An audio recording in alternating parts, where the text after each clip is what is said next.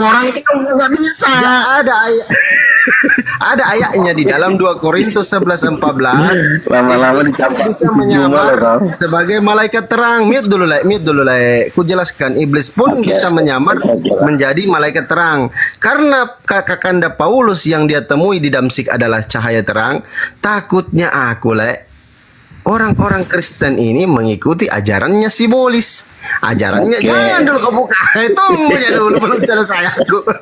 Maho, diam dulu kau Maho. Jadi kita tengok dalam Matius 7:20. Dari buahnya lah kamu akan mengenal mereka. Apa buahnya itu, Apakah agama Islam yang menyebut Yesus Tuhan? Agama Buddha? Agama Konghucu? Ateis? Belum. Tunggu dulu. Nah, di Matius 7:23 itu kan Yesus tunggu dulu. Yesus menjejer Luga dan kawan-kawan Luga CS di depan rumah-rumah sekolah dan menarik kursi sekolah. Aku tahu kursi sekolah yang kayu itu yang keras. Dihantam semua kepalanya, kata Yesus, aku tidak pernah mengenal engkau. Hanyalah kau Luga. Kalian semua pembuat kejahatan. Nanti dijejer kalian, ditampar, ketepak. Setelah ditampar, dihantam kursi kepala kalian. Tunggu dulu itu. Yang marah kalah ya. Dia juga tahu sih dari gaya-gaya gua tuh. Banting pakai meja yang diikut-ikutin. Sekarang banting pakai kursi kelas. Maho. Udah belum? Oke. Sekarang diam ya. Jangan gua ngomong lu ngomong lagi. Jadi begini. Kamu kan berkata itu bisa saja malaikat menyamar, setan menyamar jadi malaikat. Itu bisa saja Lucifer. Itu kan cuma berandai-andai atau bercita-cita. Itu kan ibarat kata cita-cita lo. Semoga itu iblis, semoga itu Lucifer. Tetapi tidak bisa bro, karena statement Anda itu cuma bisa diterima kalau ada mujizat yang mengalahkan dari berita Injil yang diberitakan oleh Paulus. Injil yang diberitakan oleh saudara saya terkasih, yaitu Rasul Paulus, yang nanti saya bertemu dia di surga, di kerajaan Bapa, itu adalah Injil kebangkitan Yesus dari kematian. Nah, tetapi kalau engkau itu tanda jahat itu bisa saja, tetapi tidak ada kuasa kebangkitan. Tidak ada kuasa kebangkitan yang kalian tunjukkan. Bang Luga, bangkit dari kematian itu adalah tanda jahat. Matius 12 Anda baca. Ya, sebentar.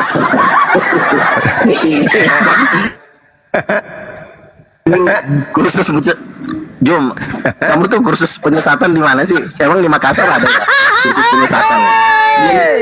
Matius 12 itu bangkit dari kematian itu adalah tanda jahat. Jadi begini, ya kan? Cuma lanjut ya Bang Suba ya. Aku izin turun. Assalamualaikum. Sini dulu, selesaikan dulu, jangan turun. Tanggung jawab. Ini udah digaji sama Api, kau malah malas-malesan. Kalau udah digaji harus bertanggung jawab. Jadi gini, Yesus itu kan bangkit dari antara orang mati, lalu dia makan ikan goreng, dia duduk-duduk. Iya. Nah, apakah itu suatu kejahatan? Itu bukan tanda jahat. Emangnya jalan sesat di rumah ini. Matius 12 nomor 38 Bang Luga. Angkatan jahat ini minta satu tanda, dan tidak akan diberikan satu tanda apapun melainkan tanda Yunus. Sebab anak manusia akan tinggal dalam rahim bumi 3 hari 3 malam. 3 hari 3 malam berarti pada hari ketiga dia harus bangkit. Ini adalah tanda untuk angkatan jahat. Ya, yang jahatnya siapa? Kalian. Kan makanya yang harus diberikan tanda. Yang percaya tanda Yunus itu adalah angkatan jahat. Ayo. Bukan salah tafsir. Angkatan jahat ini minta satu tanda, dan tidak akan diberikan satu tanda apapun kecuali tanda Yunus. Angkatan jahat diberikan tanda Yunus. Apa itu? 3 hari 3 malam. Berarti hari ketiga bangkit. Nah, artinya bahwasanya angkatan jahat yang percaya kepada kematian bangkit hari ketiga, itulah Kristen. Gitu cara belajarnya. Ayo, lanjut Dinda. Dinda Pandit. Gua dulu dong, kan Anda kan udah. Jadi gini, itu bukan tanda jahat, bukan. Artinya diberikan tanda kepada orang-orang jahat, bukan tandanya yang jahat. Iya. Yesus itu bangkit dari kematian itu untuk mengalahkan maut. Makanya di Iya. Wahyu pasal 1 ayat 10 dikatakan, lihatlah aku mati, namun lihatlah aku hidup sampai selama-lamanya. Aku memegang kunci maut dan kerajaan maut. Berbahagialah mereka yang percaya kepadaku. Jadi Yesus itu sebenarnya kalau mau dipikir-pikir kurang baik apa loh. Dia mati, bangkit, akan memberikan hidup kekal, mau ngasih rumah, mau ngasih mobil. Apa coba yang kalian tolak dari Yesus itu? Kalian Angkatan jahat. Allah pun kalian nggak kenal siapa. Giliran kita udah ketemu Bapak. Udah pernah ketemu Bapak belum sih? Belum. Kita udah. Angkatan jahat ini minta tanda dan tidak diberikan tanda satu tanda pun kecuali tanda Yunus, sebab 3 hari 3 malam Yesus, 3 hari 3 malam Yunus. Nah, ini adalah tanda untuk angkatan jahat. Coba Anda lihat di Lukas 24, murid-murid asli tidak percaya kepada kebangkitan. Hanya angkatan jahat yang percaya kalau kepada murid kebangkitan. Ayo, kebangkitan menjadi satu. Dengar. Kebangkitan menjadi simbol ketuhanan ketika muncul makhluk aneh mengaku Yesus dan merasuki Paulus. Disitulah kemudian kebangkitan ini menjadi satu hal yang sangat besar bagi pengikut makhluk yang aneh ini yang mengaku bintang timur.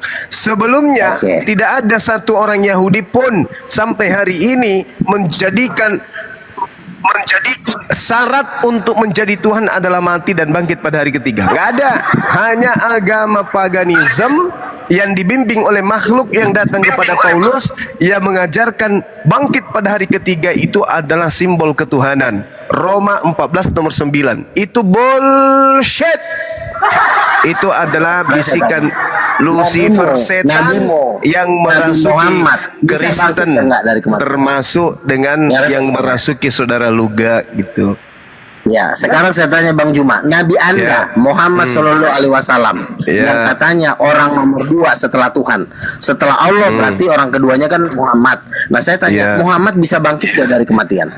Al-Quranul Karim menjelaskan dengan sangat jelas bahwasanya jangan kamu menyangka Nabi Muhammad itu mati, melainkan dia hidup. Wala tahsabannal ladzina qutilu fi sabilillahi amwata bal ahya inda rabbihim yurzaqun. Jangan sekali-kali kamu mengira bahwa baginda Rasulullah Muhammad sallallahu alaihi wasallam yang gugur di dalam jalan Allah itu mati, melainkan sebenarnya beliau itu hidup di sisi Allah dan mendapatkan rezeki. Al-Quran surah Ali Imran ayat 169. Nah, sekarang permasalahannya adalah Yesus memberikan tanda kepada angkatan jahat. Tidak diberikan satu tanda pun kepada angkatan jahat, melainkan tanda Yunus, sebab Yunus 3 hari 3 malam dalam perut ikan, demikian juga anak manusia 3 hari 3 malam perut bumi. Pada hari ketiga dia harus keluar dari perut bumi alias bangkit. Kalau demikian dia bangkit dan kebangkitannya itu dipercayai kemudian sebagai simbol ketuhanan, maka saya mengatakan Kristen ini adalah angkatan jahat. Kristen ini angkatan jahat. Tidak bisa tidak. Tidak bisa tidak.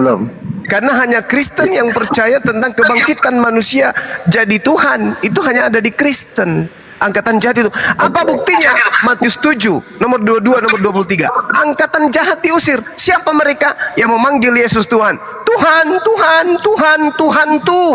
Bukankah kami bernubuat pakai namamu, bermujizat pakai namamu, mengusir setan pakai namamu? Pada hari itulah aku akan berterus terang kepada mereka. Aku tak mengenal kalian. Kalian adalah pembuat kejahatan. Enyahlah daripadaku. Kalian semua adalah pembuat kejahatan. Berarti Kristen adalah angkatan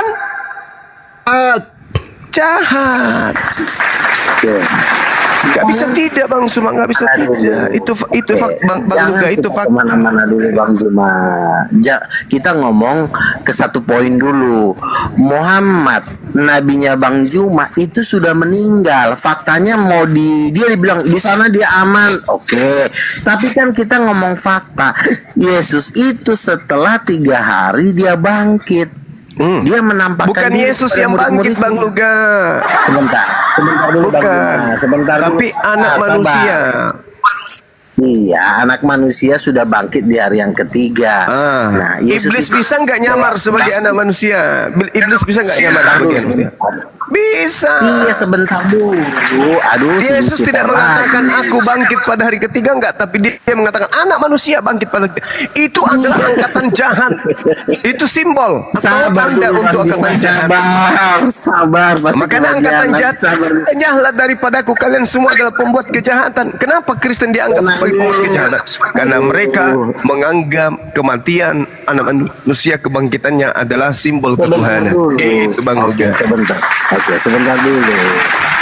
Kita ngomong fakta nih. Yesus Ya, itu fakta. bangkit di hari yang ketiga. Bukan Yesus, Bang. Iya, sebentar dulu, jangan dipotong Anak dulu manusia. omongan saya.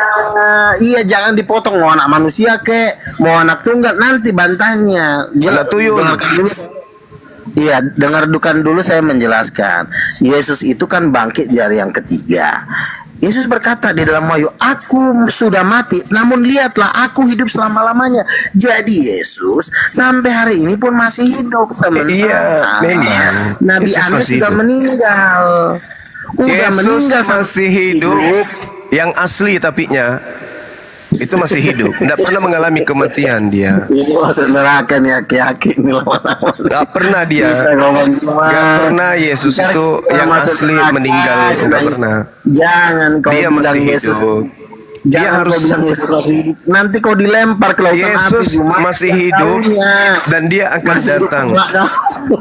Usia Yesus saat ini baru 2 hari dan dia akan datang lagi untuk mati di atas muka bumi ini. Hati-hati loh ya. Yesus jelas. bilang, Iblis adalah bapak pendusta. Jangan sampai kau kena godaan Itu iblis. di dalam Yohanes 8:44 itu. Iblislah yang menjadi bapakmu dan kamu mau melakukan keinginan-keinginan bapakmu. Itulah kau, saya anak Allah. Berarti Allah ada itu bapak iblis, saya. berarti ada iblis yang menyamar Tuhan. Itulah dia yang datang mengaku bintang timur Kalau memang yang ingin begitu, menyamai sebentar, satu-satunya. Tunggu dulu. Satu-satunya narasi yang harus kita bangun sesuai dengan data ilmiah. Yesaya 14 menerangkan bahwasanya iblis ingin menyamai Tuhan. Nama iblisnya adalah bintang timur. Ada makhluk mengaku Yesus di Pulau Patmos datang mengaku sebagai bintang timur. Di dalam Lukas 21 nomor 8 Yesus berkata, waspadalah kepada penyesat yang datang kepadamu yang memakai namaku dan mengatakan akulah dia. Di Pulau Patmos ada makhluk mengaku Yesus, akulah Yesus, tunas Daud, sang bintang timur. Dia memberikan simbol bintang timur, mengatakan dirinya sebagai Halail bin Sakar. Artinya dia adalah Lucifer yang datang membawa-bawa nama Yesus. Yang Yesus katakan waspadalah kepada penyesat yang menggunakan namaku. Itu fakta ilmiah. Kristen adalah angkatan jahat yang percaya kepada kebangkitan Lucifer. Ingat, Lucifer itulah yang saudara sembah. Demikian. Iya kan, Anda kan bisa bilang Anda berstatement tanpa kuasa kebangkitan. Anda mulai. berstatement berdasarkan kematian. Sebentar dulu. Makanya intinya cuma satu. Anda menjajakan, menjual, mengekspos bahwa inilah ajaran orang yang sudah meninggal. Apapun yang Anda ajarkan, pemimpin Anda sudah meninggal, nggak bisa bangkit, artinya tidak bisa mengalahkan kematian. Makanya saya ini Luga Tambunan tidak pernah mau mendengarkan ajaran orang yang setelah dia mengajarkan tentang Tuhan tapi dia sendiri mati. Makanya kata Paulus, jika Kristus tidak dibangkitkan, saya akan kembali lagi ke profesi semula, menjadi garong. Ingat itu ucapan Paulus, jika Kristus tidak dibangkitkan, buat apa kita di sini kumpul-kumpul? Mending kita bubar aja.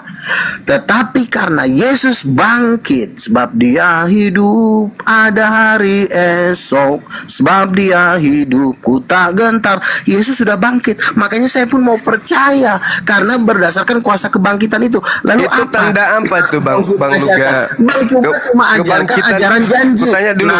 Nanti aman. Kebangkitan Nanti itu tanda untuk siapa Bang Luga? berdasarkan pengakuan Yesus. Itu artinya Bang Juma kalau misalnya dibunuh orang hari ini mau nggak? Mau nggak?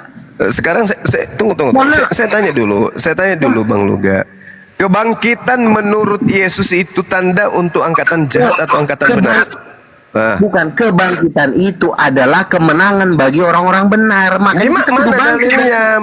Yesus mengatakan kebangkitan yang terjadi kepada Yesus itu adalah jelas sekali sebagai simbol untuk angkatan jahat. Salah tafsir Bang Juma. Yesus sendiri berkata, aku sudah memberikan.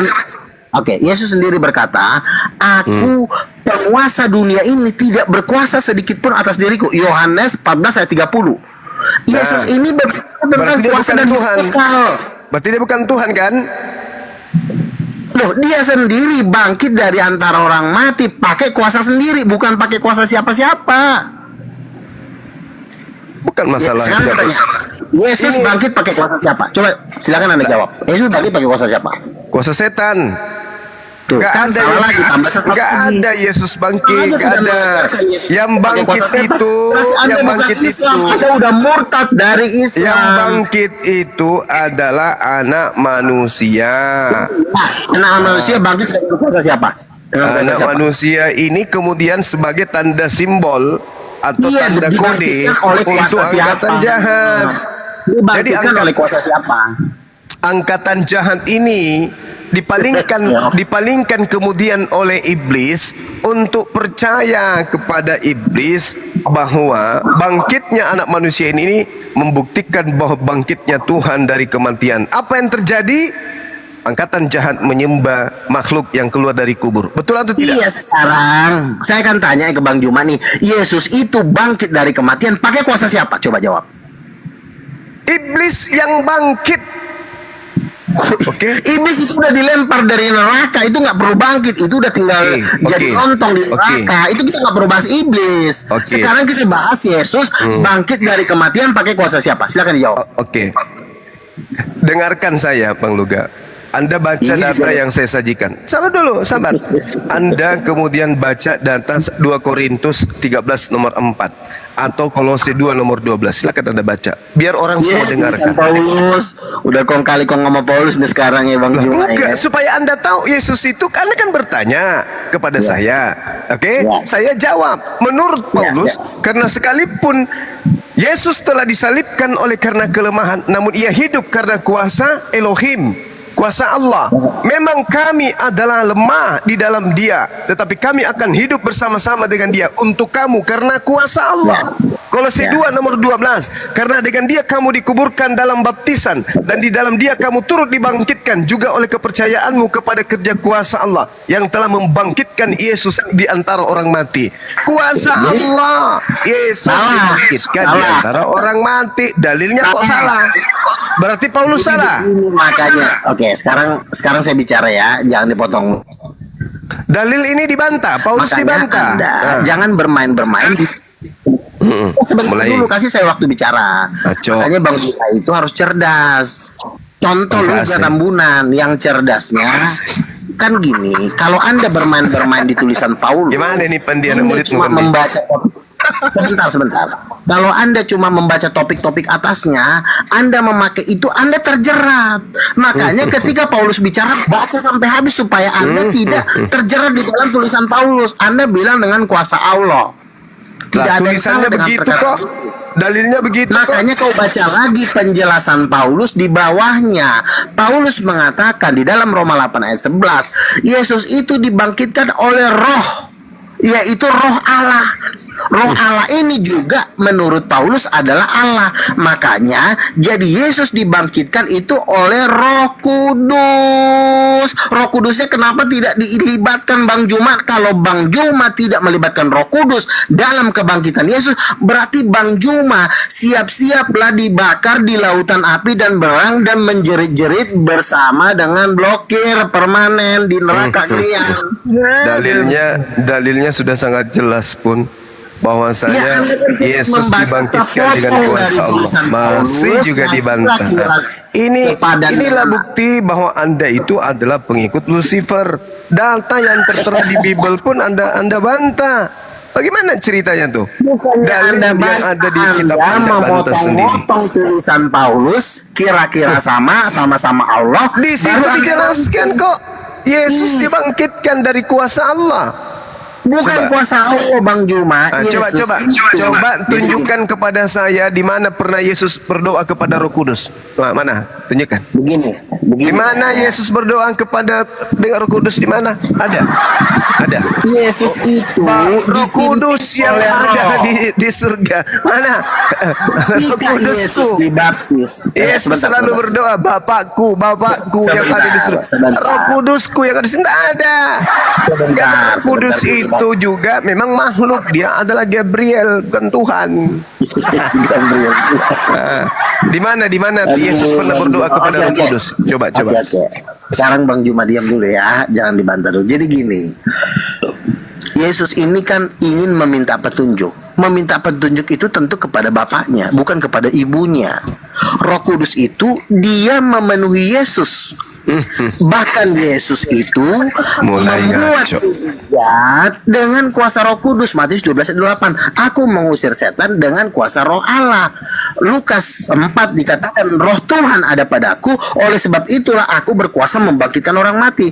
Kisah Rasul 10 ayat 38, Allah mengurapi Yesus dengan kuat kuasa Roh Kudus. Roh Kudus ini juga pelaku kuasa, jangan dibikin kayak pengangguran.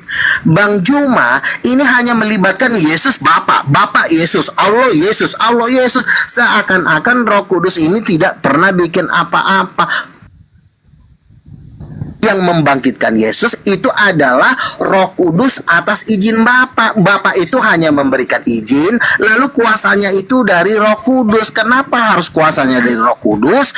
Ketika Bang Juma ingin punya anak, tentu mainnya bukan sama pohon, bukan main sama tentu main sama istrinya, maka lahirlah anak. Jadi anak itu ada karena perpaduan antara suami dan istri. Demikian juga Yesus, dia membuat mujizat tentu pakai kuasa ibunya, karena dia pun lahir dari emaknya, bukan mamanya. Masa Intinya seorang anak, ya, misalnya begini Bang Juma ya, saya kasih contoh.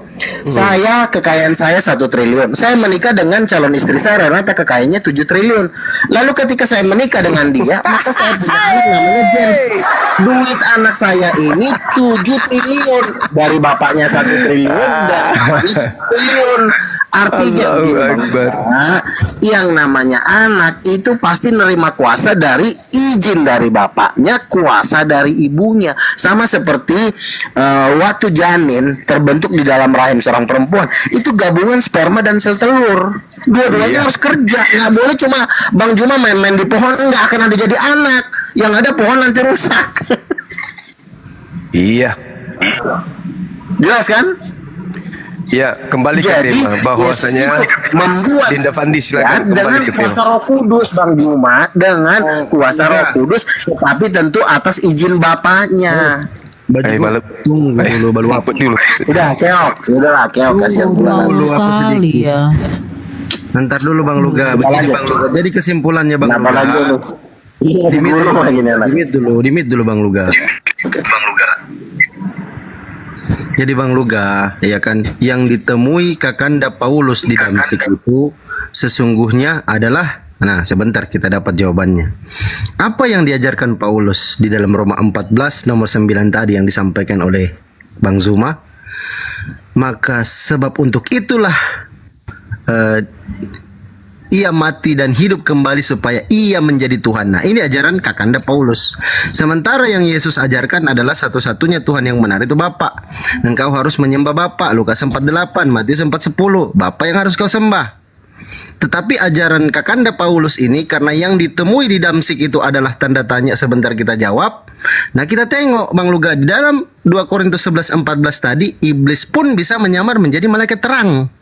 Nah, ketakutan saya yang diimani kawan-kawan Kristen itu bahwa Kakanda Paulus bertemu Tuhan katanya di Damsyik, ternyata bukan Tuhan, tetapi simbolis. Karena di dalam Yohanes 8:44 iblislah yang menjadi bapakmu luga katanya. Nah, ditegaskan juga dalam Matius 7:23 tadi bahwa orang-orang yang menyebut aku Tuhan, bernubuat demi namaku, bermukjizat demi namaku, mengusir setan demi namaku, aku tidak pernah mengenal mereka, kata Yesus. Kata Yesus, hanyalah kamu luga, kamu sekalian pembuat kejahatan, kalian nanti akan disepak ke neraka. Karena kalian itu yang pertama mengikuti ajaran simbolis yang Kakanda Paulus ajarkan dalam Roma 14:9, kalian mengimani Yesus mati. Nah, itu ajaran simbolis, itu ajaran angkatan jahat. Makanya Bang Luga, nanti kalau kami sudah di akhirat nanti, tunggu dulu. Kami sudah di akhirat nanti, kami akan melewati jembatan Shiratal Mustaqim dan melihat Bang Luga jatuh sebelah kiri ke dalam neraka jahanam dan kekal di dalamnya halilintar. Makasih Bang Zuma. Aku izin turun dulu Bang Zuma. Semuanya. Assalamualaikum warahmatullahi wabarakatuh. Jangan marah Bang. Assalamualaikum warahmatullahi wabarakatuh. Petinju kelas bulu jangan dinaikin lah Bang Juma. Petinju kelas terbang, kelas bulu janganlah. Ntar sekali pukul penyok meninggal pula langsung ke neraka. Tolong kasih petinju yang memang bobotnya itu bisa dipukul, bisa sekali pukul itu seluruh bumi rontok gitu. Kalau si Pandi ya, Juma sebenarnya bukan level saya, cuma daripada nggak ada yang digulung, ya terpaksa lah saya banting terus. Saya tuh kelasnya tuh Zakir Naik, yang juta orang 2 juta itu kelas saya. Tapi karena nggak ada lagi yang mau dilawan, mau nggak mau lah si Ardian salah, tukang sayur lah, boleh lah. Yo silakan maju. Ada yang mau digulung lagi nggak? Dan saya bilang, kalau Anda mengatakan Paulus tanpa ada kuasa kebangkitan, dan saya melihat Anda tidak bisa bangkit dari kematian. Ketika Anda tidak bisa bangkit dari kematian, saya cuma menganggap Anda adalah tempe. Luga, ya bentar. Luga, lu udah pernah diskusi? Waalaikumsalam. Semalam mimpi Udah apa pernah Burunda? diskusi sama Zakir? Anaknya Zakir Naik udah saya banting di Malang waktu itu, udah sampai. Iya, pakai bahasa apa kamu Luga? Pakai bahasa apa? Bahasa Inggris. Pandai lu bahasa Inggris. Kalaupun tidak bisa bahasa Inggris, silakan diterjemahkan oleh si Juma. Nanti Juma yang terjemahkan. Atau siapa? Nggak masalah. Ini yang penting Yesus bangkit oleh Roh Kudus. Bukan cuma Bapa yang ngebangkitin Yesus, tapi Roh Kudus. Roma 8 ayat 11. Matius 13:28. Itu tanda angkatan jahat, udah dibilang pun. Tanda apa lagi sih? Matius 12:39. Angkatan jahat minta tanda dan tidak diberikan satu tanda apapun kecuali kebangkitan. Jadi kebangkitan dari kematian itu adalah tanda untuk yang jahat. Juma tahu Simpson nggak? Simpson itu kan Jangan kalau bawa kemana-mana. Yesus mengatakan dengan jelas tuh, angkatan jahat ini meminta satu tanda dan tidak akan diberikan satu tanda apapun kecuali kebangkitan. Oke, kan saya bilang, Dalilnya jelas. ya dalil tanpa kuasa jatuhnya tempe. Ya Allah ya Karim. Anda boleh bangga dengan kebangkitan. Silakan. Tapi ingat, kami orang yang terpelajar paham betul bahwa orang-orang yang percaya kepada kebangkitan sosok makhluk dari kuburan sebagai syarat menjadi Tuhan, itu adalah angkatan jahat. Maka kalian semua adalah penjahat. Buktinya di dalam Matius 7, tanda-tanda angkatan jahat itu pengikutnya sebagai penjahat disebutkan di sana. Matius 7:22 nomor 23. Hanyalah daripadaku. Kalian semua adalah pembuat kejahatan. Itu Yesus mengatakan itu kan loh. saya bilang. Iya, sekarang saya bilang itu kan tafsiran dan ajaran Anda. Bukan tafsiran. Sekarang saya tanya saudara Luga, yang memanggil Yesus Tuhan dan bermujizat pakai nama Yesus itu agamanya apa? Kristen. Nah, Kristen. Jelas kan? Kristen.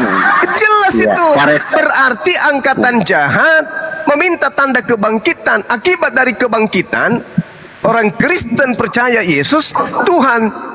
Karena dia bangkit, maka mereka mengusir setan pakai nama Yesus. Itulah buktinya bahwa kebangkitan adalah tanda atau simbol kode untuk angkatan jahat. Untuk supaya kita bisa membedakan angkatan jahat dan angkatan benar, itu adalah kebangkitannya. Kalau ada orang yang percaya kepada kebangkitan makhluk yang bernama Yesus ini, maka dia itu adalah angkatan jahat. Alhamdulillah kami umat Islam tidak percaya itu. Itu kan saudara begini. Luga. Jadi gini, saya orangnya, saya nggak suka orang ngomong-ngomong kebanyakan tapi dia nggak bisa bangkit dari kematian. Itu saya. Loh, Saya orang bangkit ini dari nggak bisa kematian itu simbol kejahatan. Iya, dengerin dulu. Bentar lagi kan Allah. La haula Begini wala loh Bang, quwata kan illa saya bilang. Anda boleh bangga, tapi itu adalah angkatan jahat. Sebentar dulu, ganti yang ngomongnya. Kan Anda kan udah mengajarkan kalau ada yang percaya kebangkitan itu justru yang jahat. Itu kan statement Anda. Tetapi sayang, statement Anda ini tidak didukung dengan kebangkitan Nabi Anda. Loh, Kecuali seandainya berapa kali saya harus bangkit katakan? dari Sebentar Angkatan dulu, Bang jahat Juma. minta satu tanda. Kenapa Nabi kami tidak bangkit dari kematian? Karena kami bukan penjahat. Berbeda dengan kalian. Tuhan kalian harus bangkit dari kematian. Kenapa? Karena kalian itu angkatan jahat yang menggantikan posisi yang maha tinggi dengan mayat yang bangkit dari kuburan. Itu kalian. Kami bukan Begini itu. loh. Kami bukan golongan itu. Begini loh, Golongan Bang Juma. jahat itu Kristen yang percaya akan kebangkitan orang yang telah mati. Itu loh. Oke, saya dulu Bang Juma, bicaranya gantian dong. Jangan dipotong-potong. Silakan. Dan saya bilang, Anda ngomong yang maha tinggi. Tapi yang maha tinggi ini nggak pernah nongol dari zaman Adam sampai sekarang. Jadi Tidak Anda nggak usah. ada Tuhannya para nabi itu pernah nongol. Yang nongol itu Kalau hantu. nggak ada, suruhlah dia pulang ke kampung halaman. Yesus mengatakan, ada nggak orang yang pernah melihat Tuhan? Kata Yesus. Ada nggak? Matius Yohanes 5 nomor 37. Ada nggak Yesus menurut berkata, Yesus? sebentar Menurut ya, Yesus ada nggak orang yang pernah melihat Tuhan? Ada. Siapa? Jadi gini. Siapa? Iya, makanya dengar dulu. Aduh, debat kusir. Ada Bang Luga. Gak ada. Jangan debat kusir dulu, gantian dulu Mudah-mudahan bicaranya. saudara Luga ini masih bisa sehat, ya. Bukan. Jadi orang yang percaya kepada kebangkitan dari kematian itu adalah angkatan Astagfirullah, jahat, astagfirullah. angkatan jahat. Jadi kalau mau lihat angkatan jahat, saudara-saudara, lihatlah orang yang menyembah manusia yang bangkit, yang keluar dari kuburan. Itulah Ya angkatan jahat. sekarang begini, salahnya di mana Penjahat sih itu. kalau menimbang itu salahnya di mana?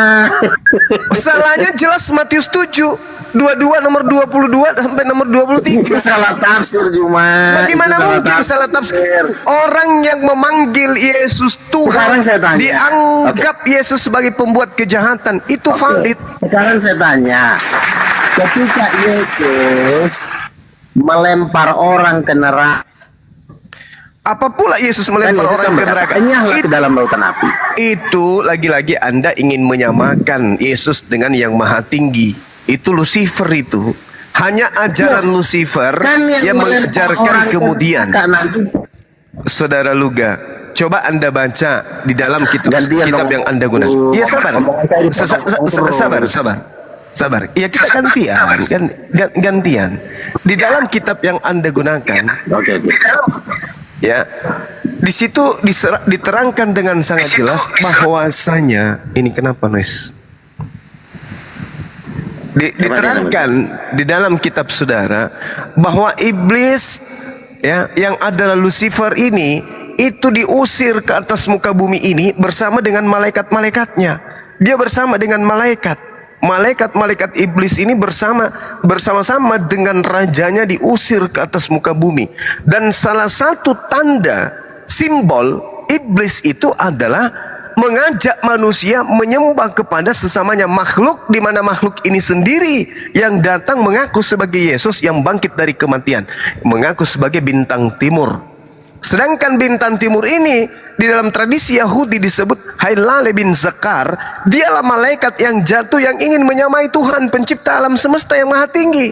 Nah sekarang saudara melantik Yesus, apapun Yesus, sedikit-sedikit Yesus, raja di atas raja, sedikit-sedikit Yesus. Berarti Anda ini adalah malaikat Lucifer yang ingin menggantikan posisi Elohim, posisi yang maha tinggi dengan anak manusia yang bukan apa-apa. Yesus tidak bisa berbuat apa-apa kok dilantik jadi Tuhan. Kenapa? Karena adanya pengaruh makhluk yang datang kepada Kristen mempengaruhi semua orang Kristen untuk mempertuhankan Lucifer. Itu fakta. Maka endingnya kemudian pada hari terakhir, di situ diterangkan kok, pada hari terakhir aku akan berterus terang kepada mereka. Enyahlah daripadaku. Kalian semua adalah pembuat kejahatan. Siapa mereka? Yang menganggap Yesus Tuhan. Bahkan sampai pada level bermujizat. Mereka semua diusir. Siapa itu? Angkatan jahat. Orang jahat. Penjahat. Yang pro terhadap setan. Yang pro terhadap Lucifer. Yang pro terhadap Yesus palsu. Yang datang ngaku-ngaku Yesus. Ingat Lukas 21 nomor 8. Waspadalah kepada penyesat yang datang kepadamu dengan memakai namaku dan mengatakan akulah dia. Jadi apabila ketika ada orang berkata ada Yesus di sini, ada Yesus di sana, jangan kau percaya, kata Yesus. Camkanlah, aku telah mengatakannya terlebih dahulu kepadamu. Apabila ada orang berkata bertemu Yesus di padang gurun, bertemu Yesus dalam bilik, jangan kau percaya, sebab kedatanganku yang kedua ditandai dengan apa? Dengan cahaya yang bersinar seperti kilat dari timur sampai ke barat. Itulah tanda kedatangan Yesus yang kedua. Oke, jangan terlalu panjang. Nanti saya bingung pula mau jawab yang mana. Bagus. Kan saya bilang, ketika Yesus pada hari-hari terakhir, mereka banyak yang berseru, Tuhan, Tuhan, kami sudah membuat mujizat demi namamu. Ya kan? Di hari-hari terakhir ini, pertanyaannya ini lagi acara apa? Kok jutaan orang pada teriak-teriak? Ini momennya lagi apa? Pertama, satu, sunatan massal. Kedua, ada penjualan ayam Bangkok. Ketiga, penghakiman. Kok jual ayam Bangkok? Pak Bambam. Iya kan, makanya kan Bang Juma kan harus tahu ini momennya acara-acara apa. Satu, sunatan massal, dan kedua pembagian sembako, ketiga penghakiman terakhir. Ternyata ini adalah event terakbar dalam semesta, yaitu penghakiman terakhir. Pertanyaannya, kalau sudah penghakiman terakhir, siapa hakimnya? Ternyata yang jadi hakim di penghakiman agung, penghakiman terakhir, itu ternyata bukan Allah Subhanahu wa Ta'ala, ternyata Yesus yang jadi hakimnya. Nah, kalau di hari penghakiman terakhir, ini cuma dua, surga atau neraka. Nah, Tuhan, kami sudah membuat mujizat demi namamu, mengusir setan demi namamu. Nah, Yesus berkata, bukan setiap orang yang berseru-seru akan masuk surga, kata Yesus. Artinya, bukan setiap orang yang mengaku-ngaku Yesus Tuhan akan masuk surga, melainkan yang melakukan kehendak Bapakku. Lalu, kalau mengusir setan, 12 murid Yesus mengusir setan. Di Matius pasal 19, Yesus berkata, kamu sudah mengusir setan, kamu akan duduk di atas 12 tahta. Tuhan, apakah upah kami? Kami sudah mengikut engkau, kami sudah mengusir setan demi namamu. Kata Yesus, barang siapa yang percaya kepadaku dan meninggalkan keluarganya demi namaku, mereka akan mendapatkan upah 100 kali lipat maupun di bumi dan di surga. Jadi Bang Juma harus tahu kenapa mereka diusir. Mereka ini diusir karena bawa-bawa mujizat untuk nutupin dosa mereka. Mereka mungkin berzina, mereka mungkin bercabul, tapi mereka untuk nutupin dosanya, kan kami udah ngusir setan Tuhan, kami udah bikin mujizat, kami udah bernubuat. Tuhan bilang orang yang masuk surga itu yang melakukan kehendak Bapakku. Mereka tidak berzina, membunuh, tidak mencuri, dan juga bermujizat, ya itu masuk surga. Tapi kalau dia berzina, membunuh, mencuri, tapi dia bisa ngusir setan, itu nggak jadi jaminan. Ngusir setan nggak jadi jaminan. Makanya di Lukas pasal 10 ayat 20, Tuhan, kami udah mengusir setan demi namamu, kata Yesus. Kamu jangan berbahagia, tetapi berbahagialah karena namamu terdaftar di surga. Jadi Bang Juma harus mengerti apa maksud dari ayat itu. Jangan menafsirkan sembarangan. Terus yang kedua, poin yang kedua, kita ngomongin Tuhan, tapi yang nongol, yang bisa melakukan segalanya adalah Yesus. Membangkitkan orang mati, Yesus. Mencelikkan mata orang buta, Yesus. Mana Tuhannya? Kan Tuhan kan nggak pernah bikin apa-apa, cuma ngaku Baca- pencipta langit dan bumi. baca Kisah Para Makanya, Rasul 2 nomor 22. sebentar dulu, Bang Juma, gantian. Makanya saya bilang Yesus itulah Hmm. karena kenapa? Hanya Yesus yang bisa membangkit. Emang saya tanya Bapak di sorga pernah nggak bisa bangkitin orang mati? Mana? Baca Yesus Kisah berkata, Para Rasul "Aku 2 nomor membuat-" 22, itu dalilnya. Tuhan membangkitkan orang mati Iya dan kan, seterusnya. Baca. Iya, Matius 12 ayat 28, Yesus berkata, "Aku membuat mujizat itu dengan kuasa Roh Tuhan." Lukas pasal 4. Baca Aku Kisah Para Rasul membuat- 2 nomor 22. Saya bacain ya, Kisah Rasul berapa? Biar 2 fair. nomor 22. Kisah Rasul. 2 Habis itu saya ngomong, jangan. Saya belum selesai masalahnya. Ya. Aduh, Kisah Rasul tulisannya si Paulus lagi diangkat-angkat. Kau udah ngefans sama Paulus apa gimana sih? Kisah Rasul. Tulisannya Paulus diangkat-angkat lagi buat nipu orang. Tapi maklum lah, namanya juga orang lagi domba yang sesat. Kisah Rasul 2 ayat 22. Kisah Rasul 22. Kisah Rasul 22. Tapi kita harus sabar nih nuntun domba-domba Tuhan nih biar masuk surga. Kisah Rasul 22 ayat 22 Cahayu. Kisah Rasul 22. Lo ngomongin jelas. Tiba-tiba turunlah dari langit. Lain dikasih, lain dibaca. Kisah Rasul 2 ayat 22. 22. Hai orang-orang Israel.